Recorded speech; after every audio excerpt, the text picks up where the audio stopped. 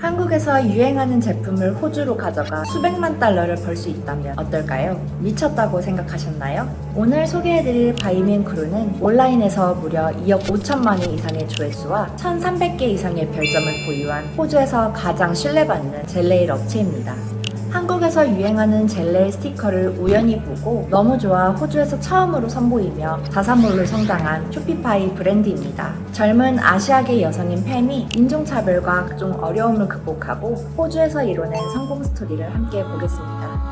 What if I told you you could make millions bringing a trend from Korea to Australia? Which I thought was absolutely crazy. I purchased some and I absolutely loved it. But then when I came back to Australia, I couldn't find it for years. No one was selling it in the country. This is exactly what Pam and Yi have done with their newest brand by Me and Crew. So if it's something that you've thought about constantly non-stop and you want to do it, just do it. There's no business that has no problems. But their entrepreneurial journey is littered with obstacles that would have stopped most entrepreneurs, including racism, mental health issues, and extreme competition. I never thought would actually happen in Australia, and it was so shocking to me that it happened to me in person. I'm Davey Fogarty, and this is yet another memoir of my mentoring students. Hi, my name is Pam. I'm the co-founder of By Me and Crew. We're Australia's first semi-cure gel nail stickers. Hi, my name is Yi, and I'm the co-founder of By Me and Crew. My dad is from Vietnam, my mom is from Hong Kong, and they both immigrated to Australia when they were pretty young because they were the youngest in their family. I was born here, they met through school, and to be honest, I never really had much challenges about being Asian and Australian because I lived in Springvale, which is just a hub for Asians. The challenge came when I first started trying to look for work. I actually had a really hard time at 16 and going into uni. All of a sudden, I was surrounded by people more outside of my culture, so more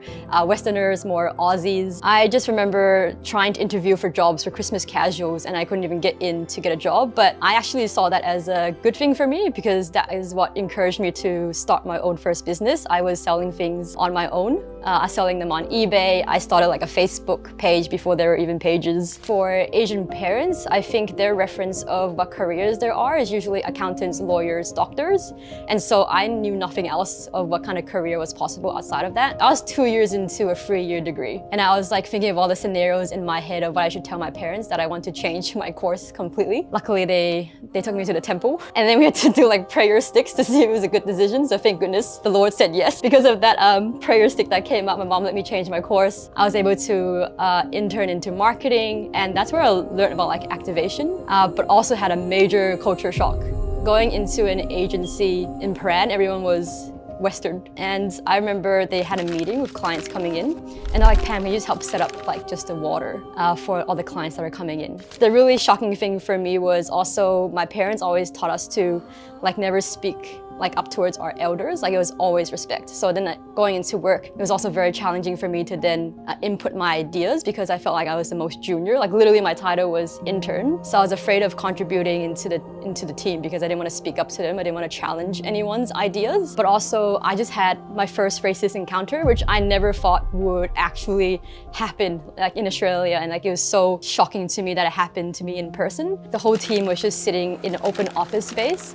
I was facing my back on the wall, so everyone was like kind of like behind me, just like eating and having lunch. And then I remember one of the guys there was eating spaghetti. And then they're like, Pam, like, aren't you gonna have your lunch soon? And I was like, oh yeah, I'll have it soon. I didn't really say anything. And then he was eating spaghetti and he goes, oh Pam, what's spaghetti in Chinese? Is it ching chong? I was like, I was shocked. And he was pretty senior up, so no one in the office spoke up for me either. It actually really taught me to learn to speak up. So during university, I was doing an internship, 2 part-time jobs, and also trying to run the side business. And that's when I started dabbling into Instagram. I was one of the first people selling on Facebook. I didn't see anyone else doing this. And my first order came in at $200 cash. I was like, what is happening? My first customer that came in was like in an envelope and she was just like counting the cash. Back then there was no PayPal. It wasn't as popular. So people were like literally shipping money in envelopes to my house. I would open it up, like the dollar would be like stuck down to a piece of paper with a thank you note. Yeah, it was really fun. I even was selling lingerie at one point, fake eyelashes. I was selling through Facebook before they even had like pages. So I was manually adding people to become friends. I remember maxing out on 5,000 because that's the most amount of friends you could have on Facebook. And people that weren't buying from me, I would remove them from my list so I can continue adding more people. And I would actually directly message them in their inbox as well, just to like introduce myself and introduce my products. But after I got my first few customers from that, I actually would start adding their friends. who looked like would be interested in the same things. And then I also knew that they would be in the same demographic and area. Because the way that I was selling to these customers I would meet them at the big clock at Melbourne Central in between my university breaks. So I actually was doing quite well. I also was selling on eBay. I think we got up to like 1,000 reviews. After doing all of that, I knew that I just enjoyed business, so started my own marketing agency. That did really well for 5 years, and then we hit COVID, so naturally we couldn't go out to film anymore, and our whole background was about content creation. I remember one day on Facebook, there's a group called Subtle Asian Traits. It was so popular, it was so big, and basically there was like 2 million people plus inside. I think there's more now, but it was full of ABCs, which is basically Australian-born Chinese or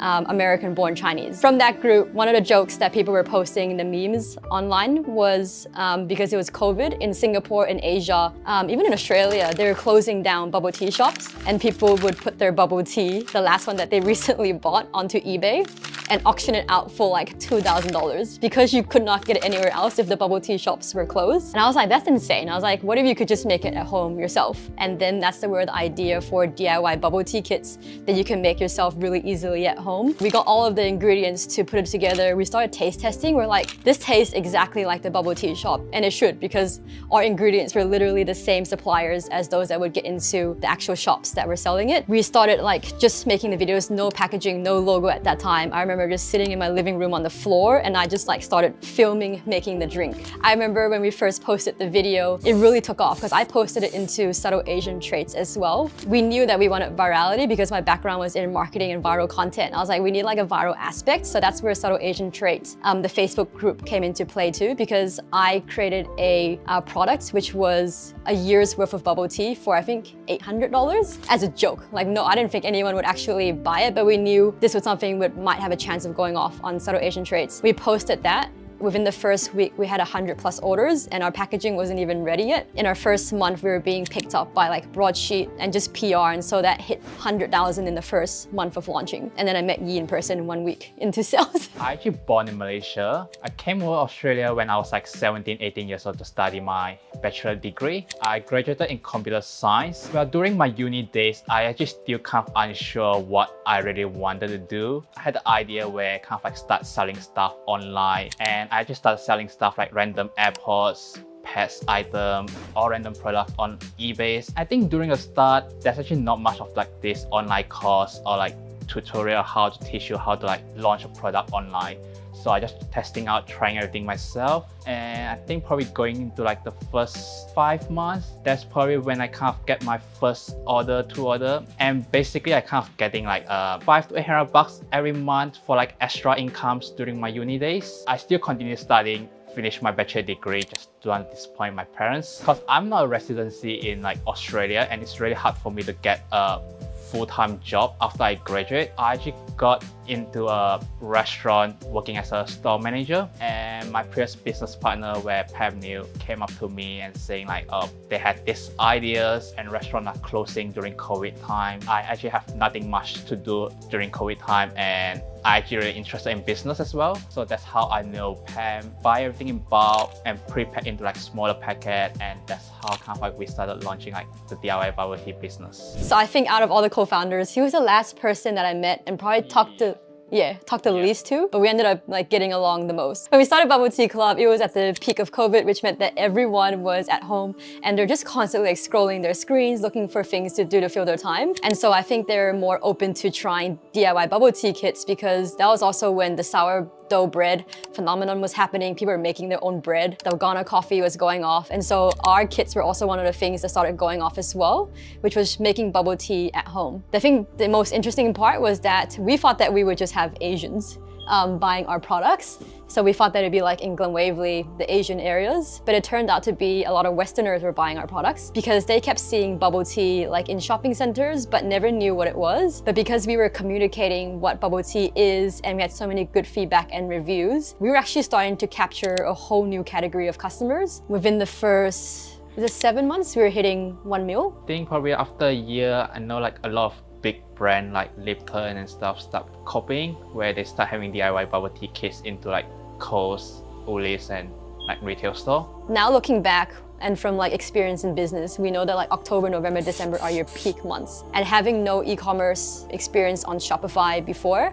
we over forecasted for into the year ahead. And I think it was actually pretty common for a lot of people in e-commerce at that time. But then we over ordered and our stuff is perishable. Not only was it perishable, but they also arrived late from supply chain. I think when the lockdown lifted, where people start able going back out, this DIY bubble tea kit or like other DIY stuff is actually became slower down. That's also when we have our overstock issue. It was a lot going on. And I think at that point, I've been doing business, like I said, since I was 16 years old. And I was always juggling like 3 to 4 jobs from the fear of like one thing not working out. It was a year that was really challenging personally for me as well, because I just had like a couple deaths in my family. And so that was a lot to deal with, on top of burnout from working as being a founder since I was 16 years old. Like when you have people in your family that are passing away, you kind of like question yourself, like, how am I using my time? Because I spent so much time on building the business, and we got such great results from it. Like obviously we put in effort, but nothing else in my life I felt like was given enough attention. And it was a sign for me to exit. It was very, very hard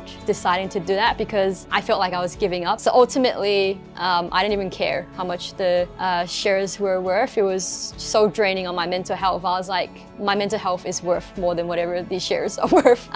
So yeah, we just kind of sold it and exited the business from that point. Right prior to COVID, I actually did a very spontaneous trip out to Korea. I went into Olive Young, which is like their equivalent of Priceline, and I discovered semi-cured gel nail stickers, which is basically salon gel that you could get in the sticker form, which I thought was absolutely crazy. I purchased some and I absolutely loved it. But then when I came back to Australia, I couldn't find it for years. No one was selling it in the country. I briefly mentioned this to Yi. I was like, oh, like I discovered this product, but I can't find it anywhere.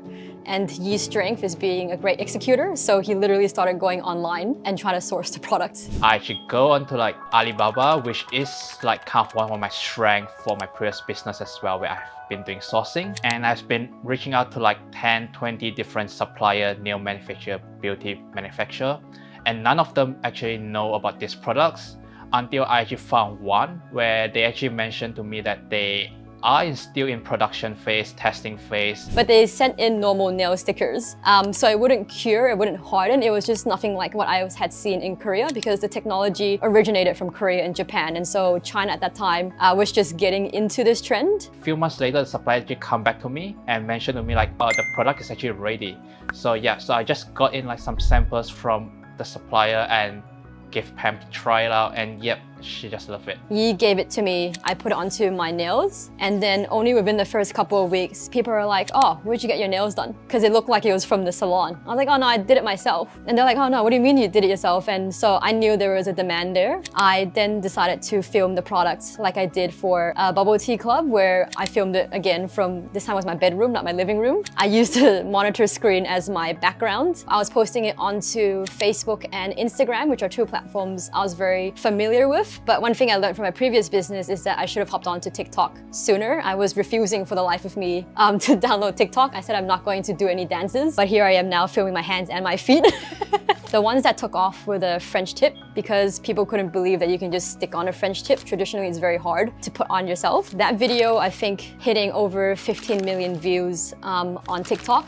I then took that video and put it onto Instagram, and that hit over 5 mil. And I started just organically growing. At first, within 6 months, we were at 300,000 followers for TikTok. People were reposting our videos onto their platforms, and accumulatively, I saw like 300 million views across our products. We became the first and fastest growing. I think we have the biggest nail social media platforms on Instagram and TikTok against like these giants who have been around for ages. From that video, we knew we had a really promising product because people just loved it. They'd never seen it before. And I just filmed every single day. I was posting every single day, filming at 5 p.m. to like night just to get a video up, because I was just in the momentum. I was like, I need to keep up this momentum. I've also learned from my previous business to not get tired and just give up, because in my first ever business, I had momentum, but then when I hit one bad thing, I stopped. Whereas this time, if I was posting 100 videos and then 2 videos are flopping, instead of stopping and thinking, oh, this is not working anymore, I just continued pushing through, and that's where we got to like our following now. It was very different to when we launched Bubble Tea, because we went all out.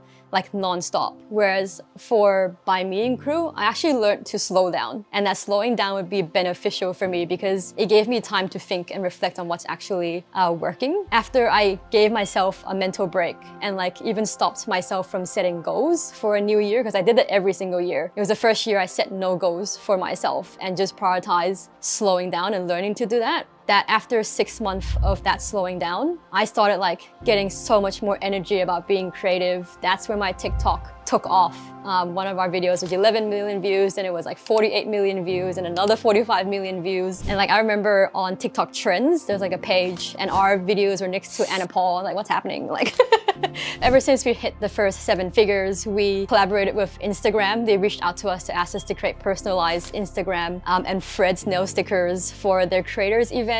We decided to test out launching into the US with the help of Daily Mentor because our videos were going viral, but we were based in Australia, and so we'd have people coming from US wanting to buy our products. We're like, this is a massive sign for us to launch into the US.